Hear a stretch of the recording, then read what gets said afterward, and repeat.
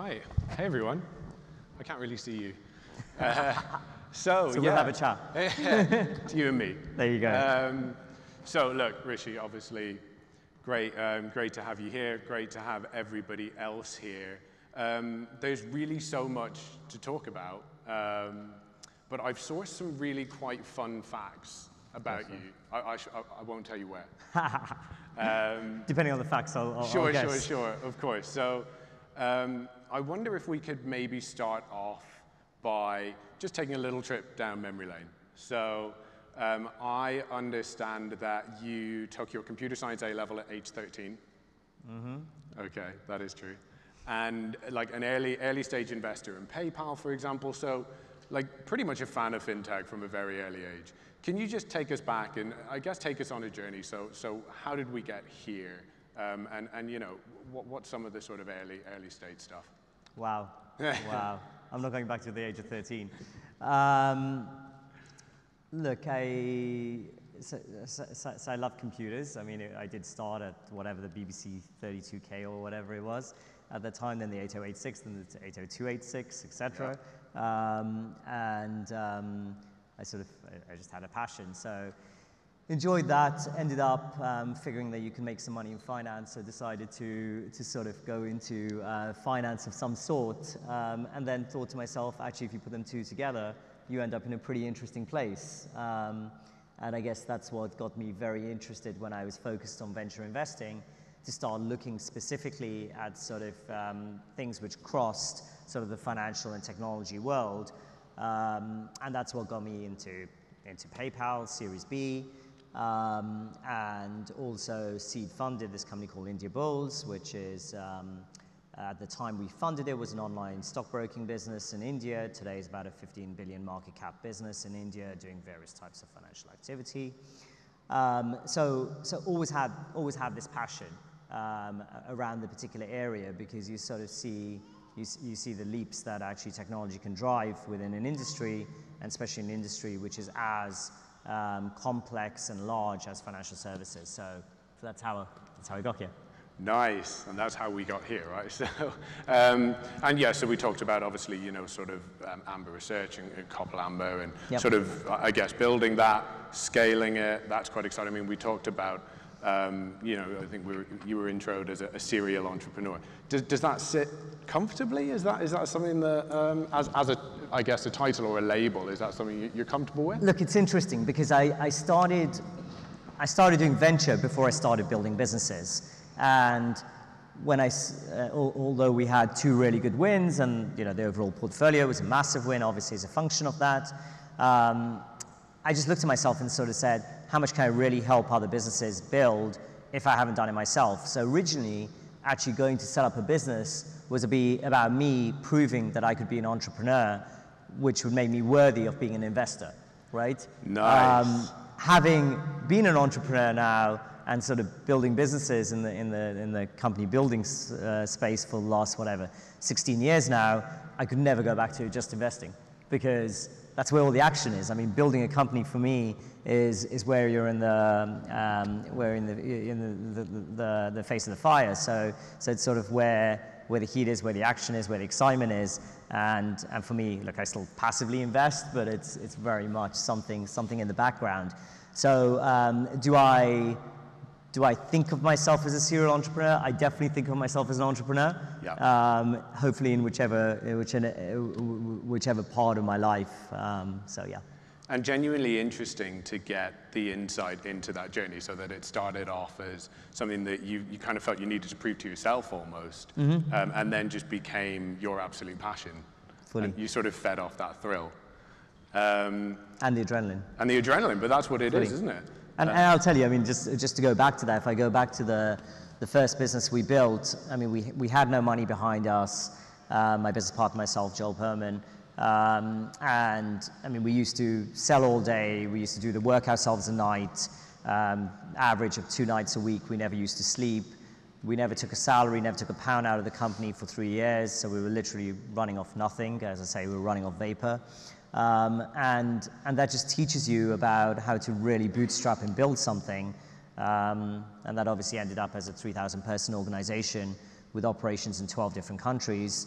And just to be clear, to build all of that, the total capital which we used to get there was £40,000. That's extraordinary. So what, I guess, moving on, and we'll spend quite a bit of time talking obviously about OakNorth and about Acorn Machine. I guess summing up that sort of early stage and sort of what's brought us here, what were some of the key insights, some of the key learnings that you took away from that period that sort of helped you build OakNorth? It's focus on, ultimately I think all of it comes down to hunger. If I summarize in one word, it's making sure you have the drive and have the wherewithal to actually say you want to drive to whichever mission or goal you're focused on. And that ultimately sort of pulls everything together. I remember in the very early stages of building Copal, I was with a reasonably well-known entrepreneur from the Valley, and he was like, you have to get all your six senses focused purely on one particular thing, and make sure you're razor focused on that, and just don't sort of spread yourself in multiple areas. So we sort of took that mantra and sort of led the whole creation of the business based on that. So that meant when we launched, we could have serviced 15 different types of clients in different areas. We said we're going to be the best at focusing this type of client in this particular area, and we want to own that particular space. And once we've done that, then we'll go to the next, then we'll go to the next. So we ended up with probably 15 or 20 different types of services that we were providing in that business. But day one, it was all about razor focus and own a particular area. So to me, it's hunger and focus. So you don't choose the business idea chooses you. Well, you find your way to it. And so, hunger, that's great. And it must have been quite a hunger, because OakNorth is one of Europe's fastest growing fintechs. So let's dive in. Let's spend a bit of time talking about that. Let's kind of start with, I guess, the customer problem, the market gap. And I guess, why did you feel, or why did you identify that gap was in the SME lending space? So look, the experience that we had ourselves, again, building the previous business in 2005, went to a commercial bank, said it'd be really nice if we can get a line of credit, like an overdraft facility for a few $100K, in case one of our clients just doesn't pay us on time, because we were obviously bouncing so finely on cash. And they said the only way they'll lend to us is if we put our house as collateral. As I said, we hadn't taken any comp for 3 years. My business partner was living in my house, so we were like, for us, that was a step too far at that point in time. So we walked away from that. 10 months later, we did a dividend recap, which is where you take debt on a balance sheet to dividend out to shareholders, of $10 million. So we said to ourselves, we couldn't get a few $100K from a commercial bank, but yeah, we could get $10 million actually from an institutional bank, for the same business and fundamentally for the same credit risk.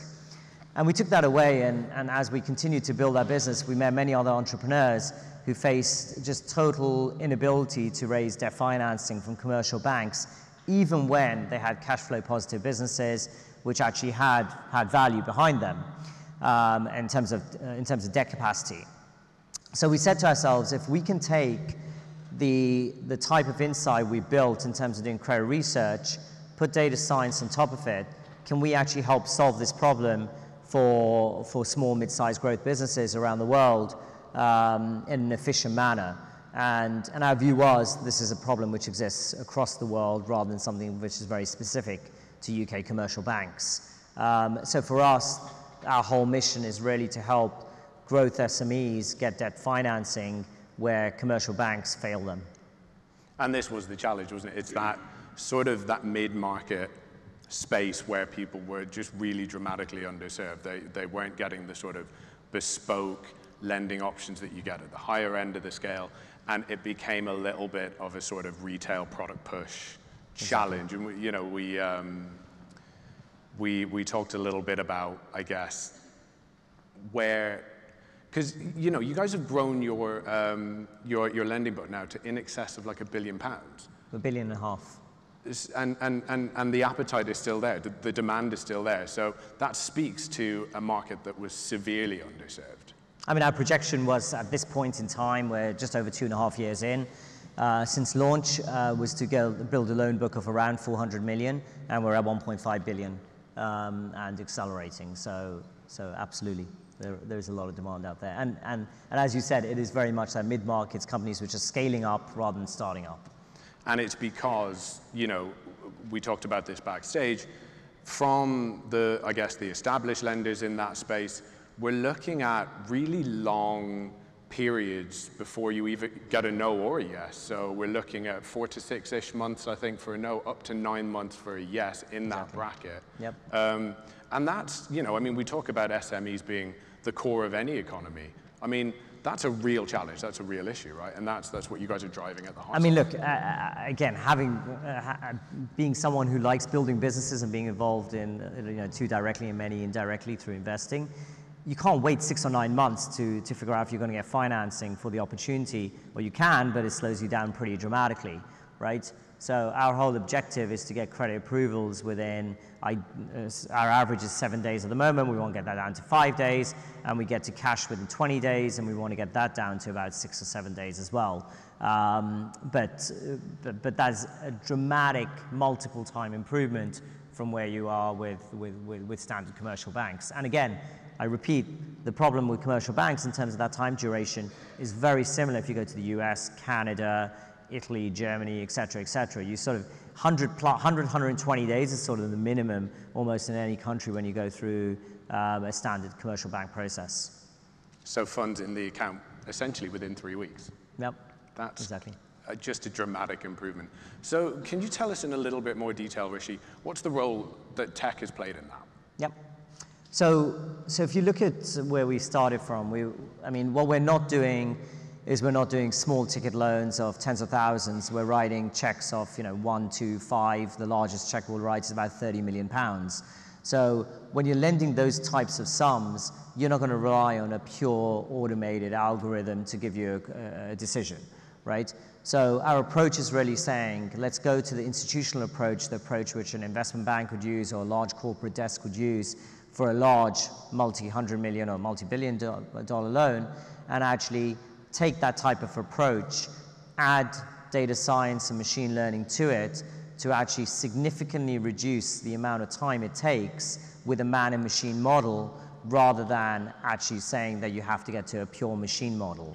And that's the approach we take. We basically put person and machine together to actually drive immense efficiency to the process, and that's how we're able to actually give thoughtful structures to our clients, but with very quick speed. And clearly, I mean, our credit experience to date has been phenomenal in terms of we haven't had one mispayment, haven't had one default, etc. Because clearly, when you're selling money, it's really easy to sell a lot of it, but it's getting it back, which is normally a challenge. 0 defaults. 0 defaults. So tech has played a pretty spectacular role, I think that's fair to say. And another sort of first, you guys are hosted entirely in AWS, on the cloud. Yep. And I think there's an interesting story there insofar that once you guys got licensed, you then helped the regulator to write their white paper on this. Right, exactly. So when we were going through our licensing process, we sort of said that we don't want to go with any of the traditional tech providers for our core banking system. But here's a startup business in Germany which does microfinance platforms, and we're thinking of taking that and developing a core banking platform around it. Luckily, they didn't throw us out. And we went through that conversation, and they ultimately sort of said they're fine for us to go ahead with that platform, but they sort of suggested we should go ahead and get licensed rather than actually focus on helping them develop policy around cloud computing at that point in time. So that's what we did. We went ahead and took it into co-host environment, got our license, and then went back with AWS and worked with AWS and the FCA to actually give input into their policy around cloud computing, which resulted in the white paper which they released, whatever it was now, a couple of years ago. And I imagine you had to convince the regulator that hosting it in AWS was more secure than hosting it in a co-hosted environment. AWS had to convince them, but yes, we were, but we were there, yes. Awesome. And then, so one of the sort of more recent successes, of course, has been sort of the Acorn Machine and sort of licensing that to banks outside of the UK. Let's talk a little bit about that, and can you give us a bit of an overview into sort of how that works? Sure. So as I mentioned, we've developed this whole data platform which enables us, as I said, sort of a person and machine model to actually drive credit decisions much quicker and credit analysis much quicker, and also monitor our loans much better. Having developed this platform, our idea was always that actually to scale this idea and to actually look at addressing this particular mission around solving the problem around sort of mid SME lending, you'd have to do it on a more capital-light basis than setting up balance sheet and sort of regulated entities in multiple markets. So effectively, after building OakNorth to a point where we felt like we had strong validation, we started talking to other banks in other markets about actually licensing the platform. And today we have, and we've been doing that for 6 months now, 7 months. We've got 4 clients which are implementing the platform, and we've got live conversations with clients in 11 different countries, and there are about sort of probably 50 banks that we're in active dialogue with. So amazing appetite for other institutions, having seen the proof point with what we've got here in the UK, to say, actually, we believe this works, we see where the gap is, we see the friction, and therefore them having the interest in Acorn.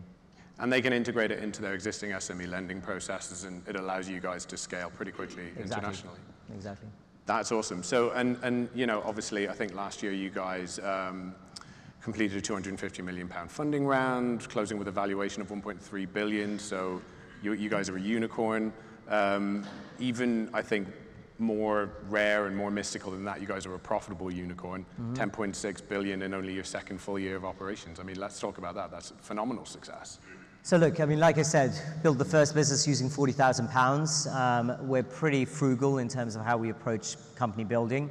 For OakNorth, we could cash flow break even in 11 months from launch. We paid back all accrued losses in 24 months. So our focus is always around actually being very efficient with how we spend and making sure we have fundamentally a strong business model.